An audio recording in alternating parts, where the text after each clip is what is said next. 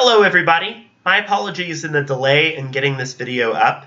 I just returned from spending several days at a debate tournament. I work with the John R. Park Debate Society, the youth debate team, and we just had a really successful weekend out in Stockton, California. So if you know any students who are on the team, definitely find the time to congratulate them. In any case, for this class, remember that you have your argumentative essay assignment that's coming up, so make sure to use that feedback based on the earlier topic paper assignment that you submitted, as well as suggestions for resolutions. I'm happy to look at any drafts that you have, as well as answer feedback, and I should be able to answer email feedback pretty quickly between now and the due date. So with that being said, let's get into Chapter 10 on refutation. Refutation, in a nutshell, is about answering and going against an existing argument. So one of the things that the textbook talks about is about how you need to identify your opposition to a position. And sometimes that's not easy. I don't know about you, but I like to be conflict avoidant. And so finding the space and knowledge to confront somebody can be challenging at times. So refutation is about the process of going against somebody's argument. So if they were to say, for instance, that it is currently September, you could refute that argument by demonstrating that no, it is in fact November, even if it might still feel like September. So the process of refutation is one that this chapter really talks about. And you'll be engaging in refutation in your refutation block assignment, the last assignment in the course. And you might want to think about how you set up possible refutation to your own argument as you get working on this argumentative essay assignment. So the idea of refutation being cooperative is that we're trying to gain new knowledge and learn new things. So remember that the idea of rhetoric and about persuasion is that ideally through that process, decision makers learn things and they come to realize new information. So for instance, if you're trying to decide which car to buy and one person from one dealership is telling you to buy one and another is trying to tell you yet another, right? That back and forth debate between those sides helps you reach a conclusion. Similarly, refutation is in the surface of different spheres and helps you to understand what decisions might be the best ones to make. So refutation, at least in a formal sense, is cooperative because it's trying to work together to reach, even if you don't agree with the other person, the best decision for the decision maker. Remember too that it requires an assessment. So in order to accurately refute an argument, you need to know what your opponent's argument is. So for instance, if somebody said something sarcastic like, "Oh, you sure did a great job," and you responded by refuting and demonstrating that you did not do a great job, then perhaps you haven't really correctly assessed what it is that they were trying to say in their major claim.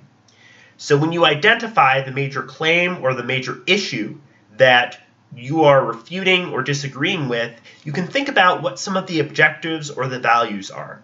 So a lot of you have expressed strong opinions on a variety of significant topics for your topic papers.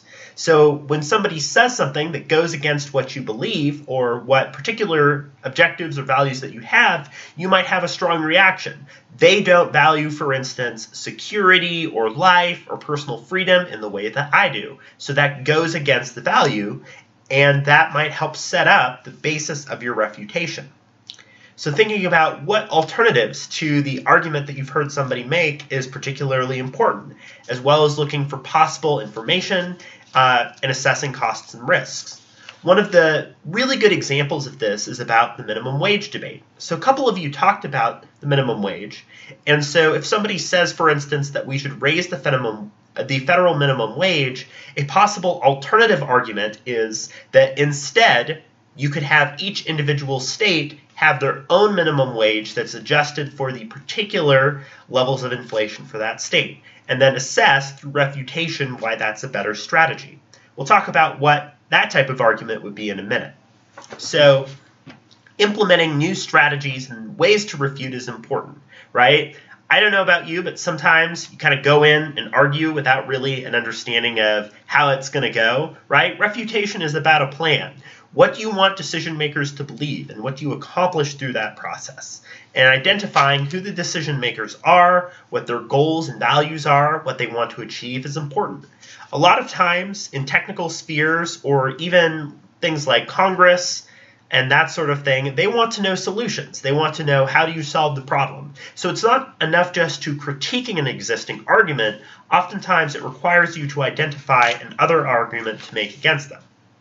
Additionally, remember that presumption is the idea innocent until proven guilty. So somebody might presume that a claim is correct unless you refute it. So if somebody thinks you love Brussels sprouts, then you might need to refute that and explain that you don't. So as you're figuring out how you refute and identifying the arguments that your opponent makes, there are a variety of different ways that you can do that. So you take a constructive position, you identify what it is that you'll be doing instead, right?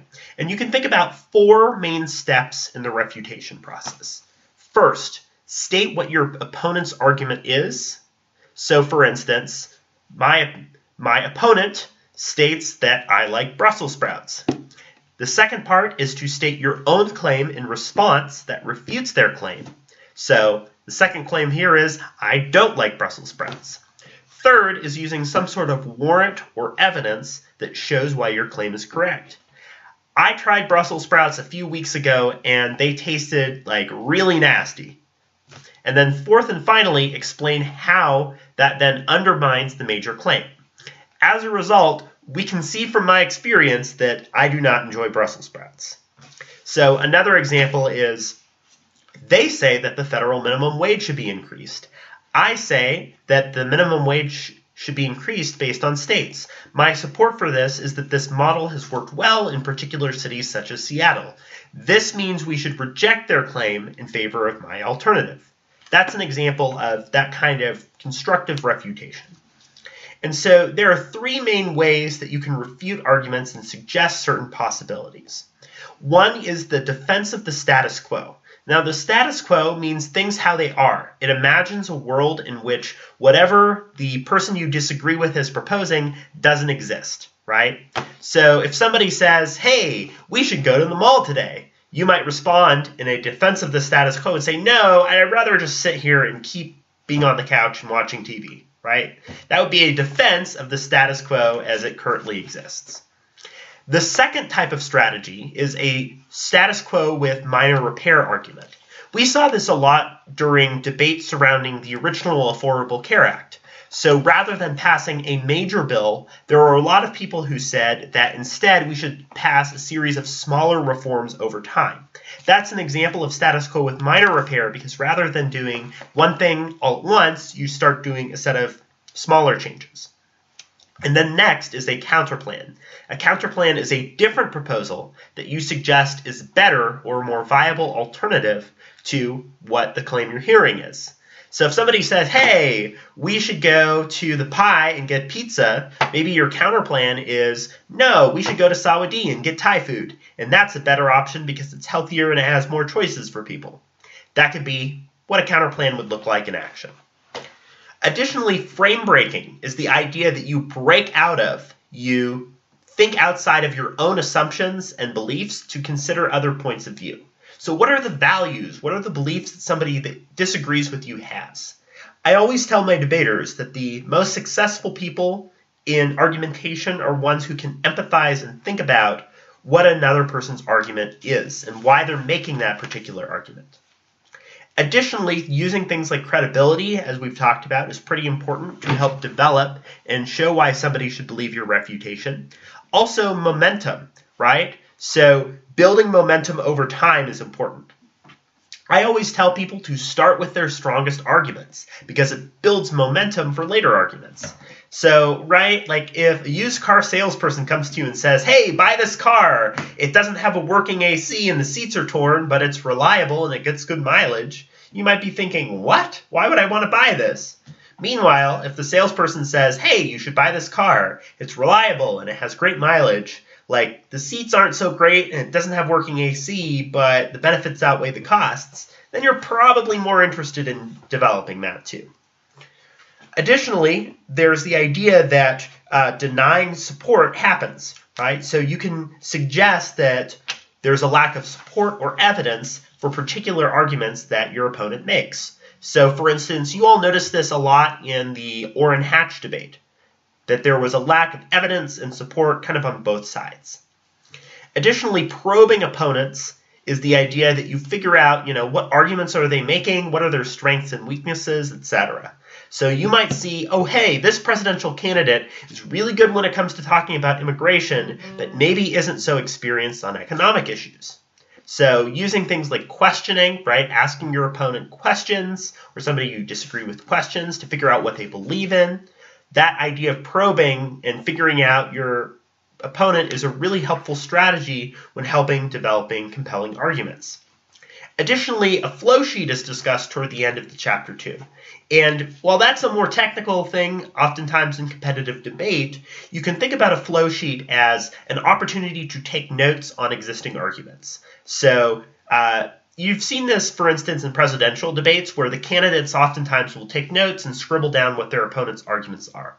That's because when somebody is speaking, right, you usually don't remember every single thing that they say. So you can use that argument made by your opponent to both identify your opponent's claim and help set you up to remember what things that you might want to make in response to that.